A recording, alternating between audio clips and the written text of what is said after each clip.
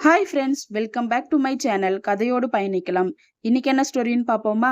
கைவினை கலைஞன். ஒரு நகரின் இரைச்சலும் வேகத்திற்கும் இடையே ஒரு அமைதியான தெரு இருந்தது. அந்த தெருவில் வயதான ஒரு கைவினை கலைஞன் ராமலிங்கம் தனது சிறிய மண்பாண்ட கடையில் இருந்தார். அவரது கைகள் வயதில் சுருக்கங்களையும் களிமண்ணின் தடங்களையும் ஏந்தியவாறு ஒரு புதிய கலசத்தை வடிவமைத்து கொண்டிருந்தன. அவரை சுற்றி பல்வேறு வடிவங்களிலும் அளவுகளிலும் மண்பாண்டங்கள், குடங்கள், சட்டிகள், வாளிகள் காய வைக்கப்பட்டிருந்தன. காற்றில் புதிதாக எடுக்கப்பட்ட மண்ணின் மனமும் சுட்ட மண்ணின் வாசனையும் கலந்து மிதந்தன.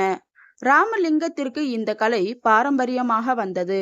அவரது தந்தை, தாத்தா 5 தலைமுறைகளாக இந்த குடும்பம் இந்த கலையை காத்து வந்தது. ஆனால் இப்பொழுது பிளாஸ்டிக் மற்றும் ஸ்டீல் காலம். மண்பாண்டங்களுக்கான தேவை மிகவும் குறைந்துவிட்டது. அவரது சொந்த மகன் கூட இந்த தொழிலை விட்டுவிட்டு நகரத்திற்கு சென்று ஒரு தொழிற்சாலையில் வேலைக்கு சேர்ந்து விட்டான். இதெல்லாம் இந்த காலத்துக்கு ஏற்காது அப்பா என்று சொல்லிவிட்டு போனான். ராமலிங்கம் தனது வேலையில் மூழ்கினார். ஒவ்வொரு அடியும் ஒவ்வொரு சுழற்சியும் அவரது கைகளுக்கு நீண்ட பழக்கமான நடனமாக இருந்தது.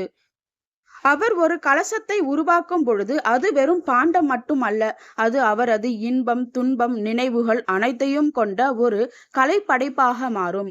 அன்று ஒரு சிறிய பெண் ஆங்கிலம் பேசும் பள்ளி உடையில் அவரது கடைவாசலில் நின்றாள். அவள் கண்கள் வண்ணமயமான கலசங்களை பார்த்து வியந்தன. இது எவ்வளவு என்று கேட்டாள் தமிழில். ராமலிங்கம் புன்னகைத்தார். 20 ரூபாய் தங்கம் என்றார். அவள் ஒரு சிறிய கலசத்தை தேர்ந்தெடுத்து பணத்தை கொடுத்தாள். இது மிகவும் அழகாக இருக்கின்றது. எங்கள் பள்ளியில் நாம் பாரம்பரிய கலைகளை பற்றி படிக்கின்றோம் என்றாள் அவள். அவள் போன பிறகு ராமலிங்கம் நீண்ட நேரம் அந்த இடத்தையே பார்த்து கொண்டு நின்றார். அந்த சிறுமியின் வார்த்தைகள் அவரது இதயத்தில் ஒரு நம்பிக்கையின் விதை விதைத்தன. உலகம் மாறி இருக்கலாம், ஆனால் அழகையும் பாரம்பரியத்தையும் மதிக்கும் இதயங்கள் இன்னும் இருப்பதை உணர்ந்தார்.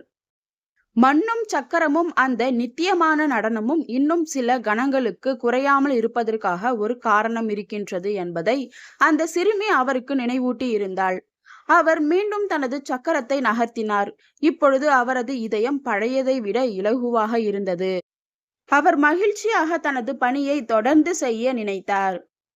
இதே போல சூப்பரான ஸ்டோரிஸ் கேட்கணுமா? அப்பயே என்னோட சேனலை சப்ஸ்கிரைப் பண்ணிக்கோங்க. அடுத்த ஸ்டோரியில சந்திக்கலாம். பாய்.